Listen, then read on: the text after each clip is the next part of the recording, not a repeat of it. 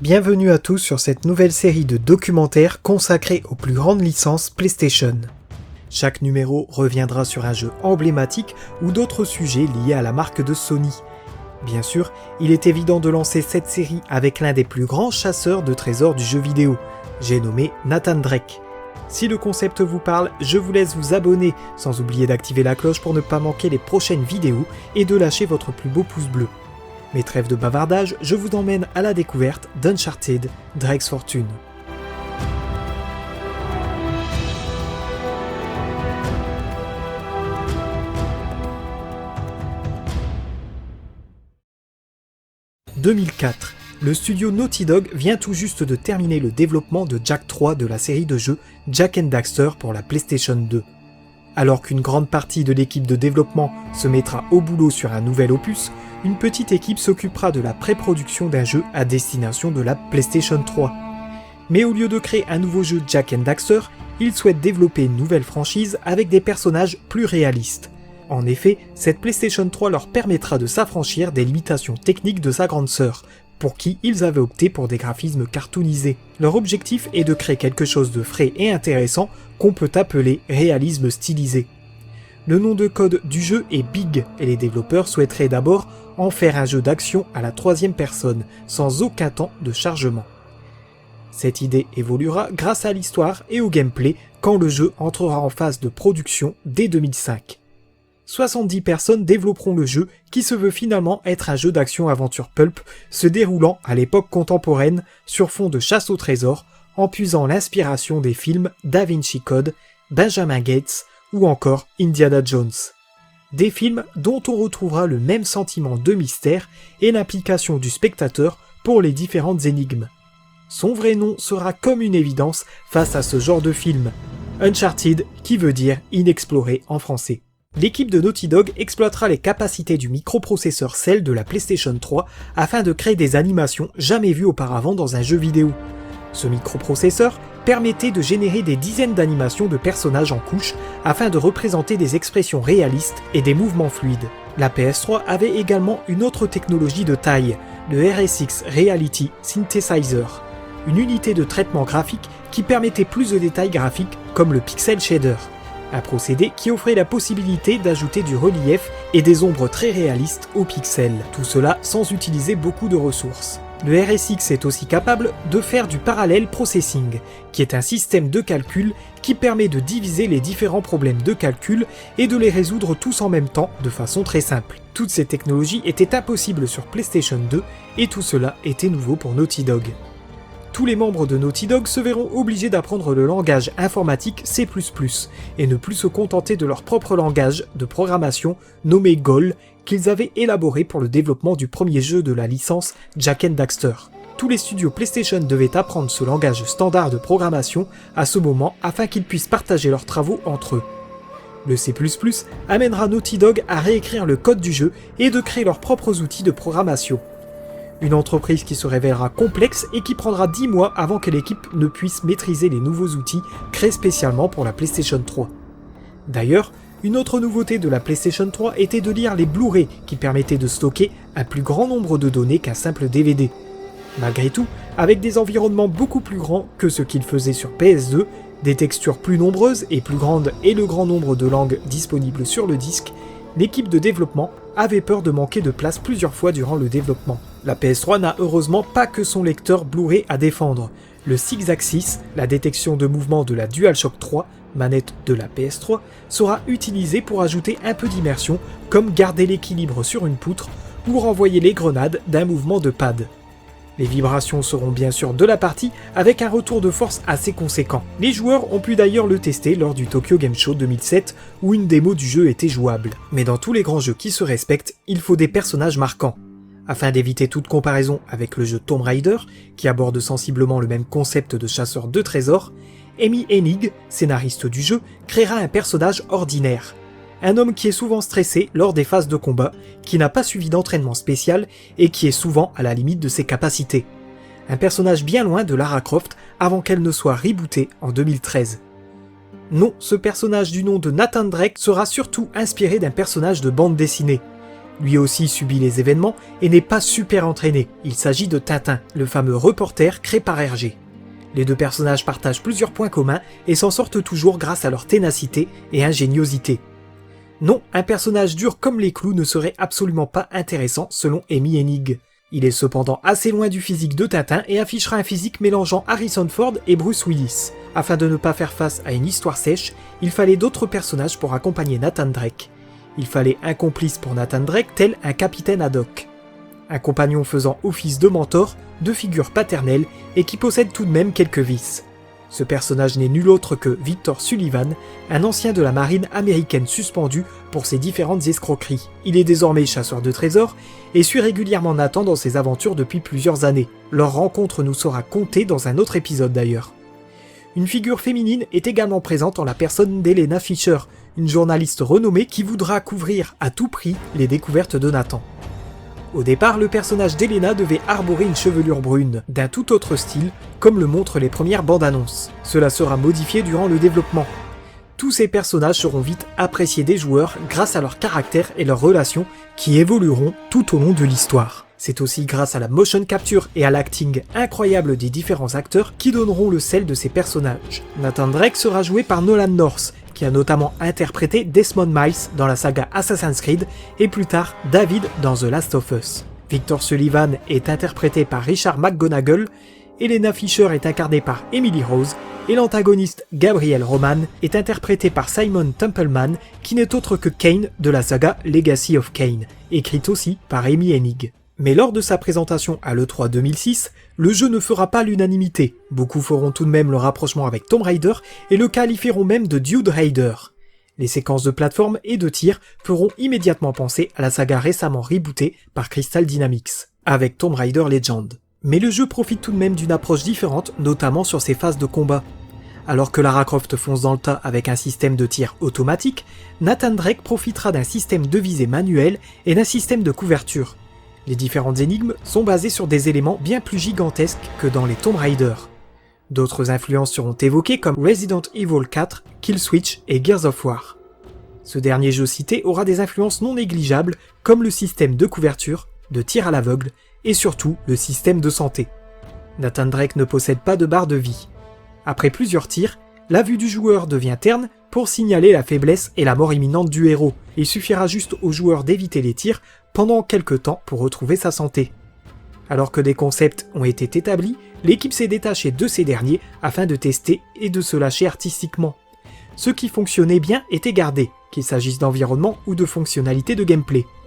Des séquences en véhicule par exemple fonctionnaient très bien, comme une phase rail shooter en Jeep et une séquence en jet ski qui permettait de conduire le véhicule avec Nathan et de contrôler les tirs d'Helena. Mais au milieu de tout ça, il y a une chose dont les développeurs ne souhaitaient pas s'éloigner, le cadre du jeu. En effet, le jeu devait se dérouler dans une île assez loin des décors sombres et tons de couleurs monochromes que beaucoup de jeux utilisaient à l'époque. Une île colorée et dynamique qui donnerait envie aux joueurs de pousser un peu plus l'exploration. Une exploration jonchée de secrets à découvrir. Même si le chemin est assez linéaire, les trésors sont pour certains bien cachés. Ils sont au nombre de 61 et permettent de débloquer des bonus pour le joueur. Des défis le permettront aussi comme tuer 30 ennemis avec une arme spécifique. Les bonus sont composés de vidéos making-of, de concept arts, de cheat codes, de skins de personnages ou d'armes. Des armes d'ailleurs. Nathan ne peut pas porter plus d'une arme de poing et une arme lourde. Il est toutefois possible pour lui d'échanger son arme avec d'autres trouvées sur des cadavres d'ennemis ou trouvées tout simplement sur la route. Le jeu présente aussi d'ailleurs quelques easter eggs de Jak and Daxter, comme un des trésors qui prend la forme d'orbe des précurseurs, ainsi que la marque Hot Cell sur les combinaisons de Nathan et d'Helena, qui est une référence à l'espèce mélangeant la loutre et la belette dans la série. Le jeu profitera d'une démo réservée au public américain, une exclusivité qui sera très vite supprimée quand Naughty Dog se rendra compte que ce procédé ne servait à rien. Les joueurs du monde entier pouvaient se créer un compte américain pour télécharger la démo. Mais nous n'avions pas tout dit encore à propos du jeu et notamment de sa bande originale.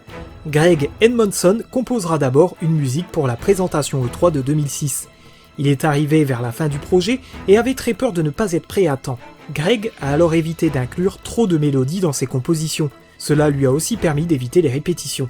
Beaucoup de musiques d'ambiance seront réalisées pour les séquences dans la jungle, qui composent beaucoup de sections du jeu. Il comparera souvent son travail à sa précédente composition pour la série TV Firefly pour ce qui est des combinaisons d'instruments ethniques avec la composition orchestrale. La bande-son sera enregistrée au célèbre Skywalker Sound détenu par LucasArts. Elle sera jouée par la Skywalker Session Orchestra. Il ne sera pas nécessaire de rappeler que le thème principal d'Uncharted Drake's Fortune fait partie des thèmes les plus emblématiques du jeu vidéo.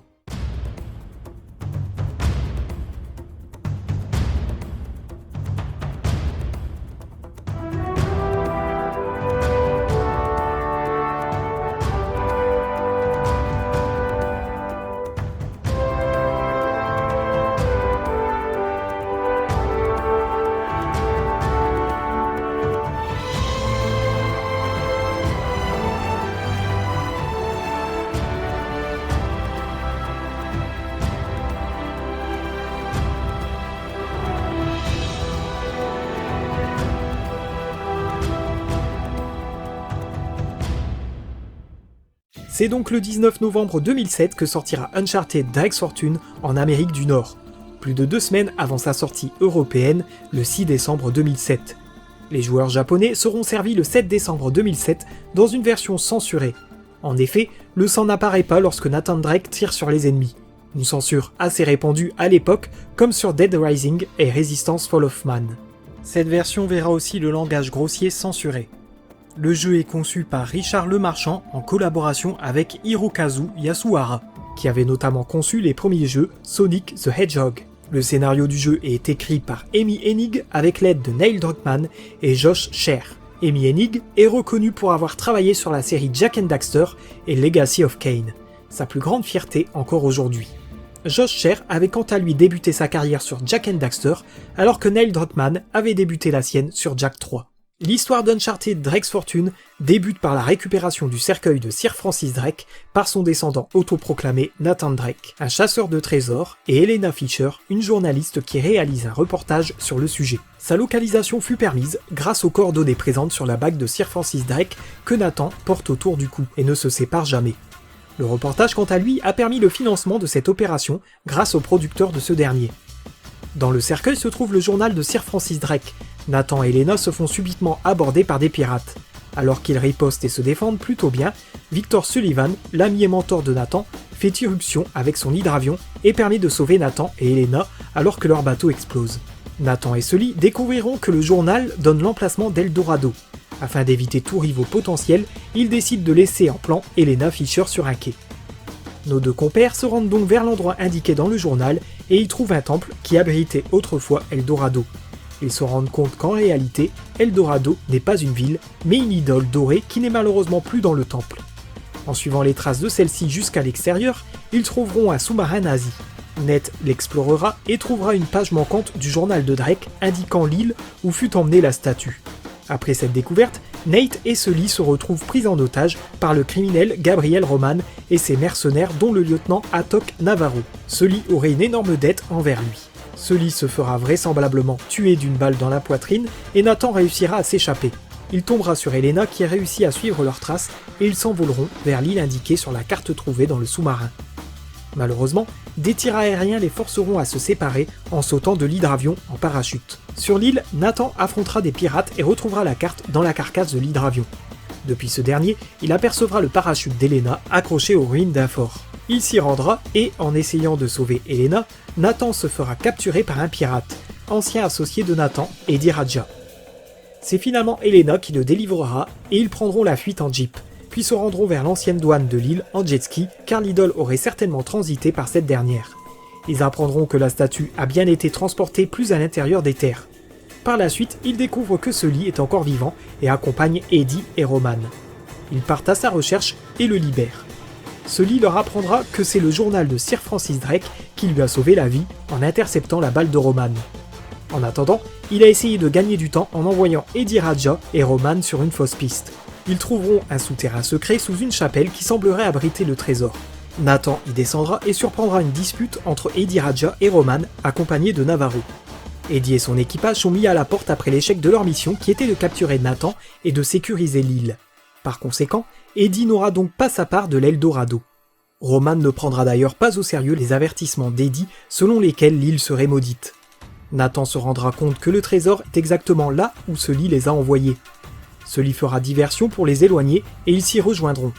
Nathan et Elena s'engouffreront dans un passage secret alors qu'ils se débarrasseront des hommes d'Eddie, toujours à leur trousse. Ils trouveront le squelette de Francis Drake, pensant qu'il est mort en cherchant le trésor. Peu après, Eddie et un de ses hommes font irruption. Ils sont poursuivis par des mutants. L'homme d'Eddie se fera avoir. Nathan et Eddie joindront leurs forces pour faire face aux créatures, pendant qu'Elena essaie de faire descendre le treuil pour qu'il puisse s'échapper. Eddie se fera avoir juste avant que le treuil n'arrive, leur permettant de fuir cet endroit.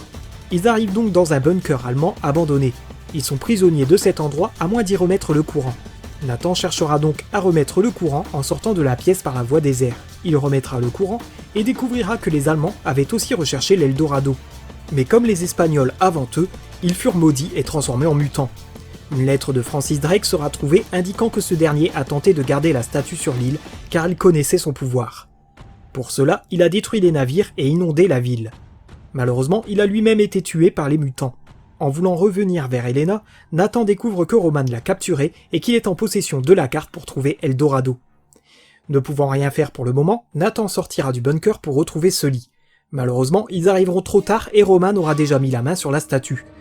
Navarro, qui connaît la malédiction, trompera Roman en lui disant que le vrai trésor se trouve à l'intérieur de la statue. Roman l'ouvre et découvre une momie qui lâchera un virus le transformant en mutant. Navarro l'exécutera. Il prend alors le contrôle des hommes de Roman et emporte la statue, souhaitant se servir d'elle et du virus comme arme biologique. Alors qu'elle est sur le point d'être héliportée, Nathan saute sur cette dernière et plus loin, l'hélico se crachera sur le pont d'un bateau. Nathan engagera le combat contre Navarro et réussira à le couler lui et l'Eldorado. Alors que des sentiments se développent entre Nathan et Elena, Sully fait irruption avec un bateau composé de quelques coffres au trésor volés par des pirates. C'est ainsi que se termine cette première aventure d'Uncharted qui appelle d'autres aventures. Uncharted Drake's Fortune recevra des critiques généralement favorables. Le niveau de détail grâce aux soins des graphismes, la bande son digne des plus grands films d'Hollywood et une excellente narration feront l'objet d'éloges. A l'inverse, les sections en véhicule seront pointées du doigt, de même que la durée de vie très courte du titre qui permet de terminer l'histoire entre 6 et 10 heures. Le jeu recevra même quelques récompenses comme meilleur jeu de l'année 2007 sur PS3 par IGN. Les ventes furent très bonnes et le jeu fut l'un des premiers sur PS3 à entrer dans la gamme Platinum. À ce jour, les chiffres de vente de cette Uncharted Drake's Fortune s'élèvent à 4,8 millions d'exemplaires. Ce premier volet d'Uncharted sera également l'un des premiers jeux à recevoir une mise à jour intégrant des trophées virtuels en août 2008. Ces derniers obligeaient les joueurs à rejouer le jeu pour les débloquer afin qu'il n'y ait aucune possibilité de débloquer les trophées avec une sauvegarde d'un autre joueur. Ils seront malgré tout très facilement implantés grâce au système de médailles décernées lorsque le joueur réalisait des actions. C'est sur elle que tout le système de trophées fut basé. Un espace Uncharted sera également présent sur le PlayStation Home avec notamment le Sully's Bar. D'autres lieux étaient présents, dont les archives qui permettaient de voir un trailer d'Uncharted 2 Among Thieves. C'est la fin de ce PlayStation Stories, mais avant de vous quitter, je tiens à vous signaler que j'ai caché 3 indices sur le PlayStation Stories numéro 2. Dites-moi en commentaire si vous pensez les avoir trouvés et à quel jeu cela vous fait-il penser. Et dites-moi aussi quelle licence PlayStation souhaiteriez-vous voir dans un prochain numéro.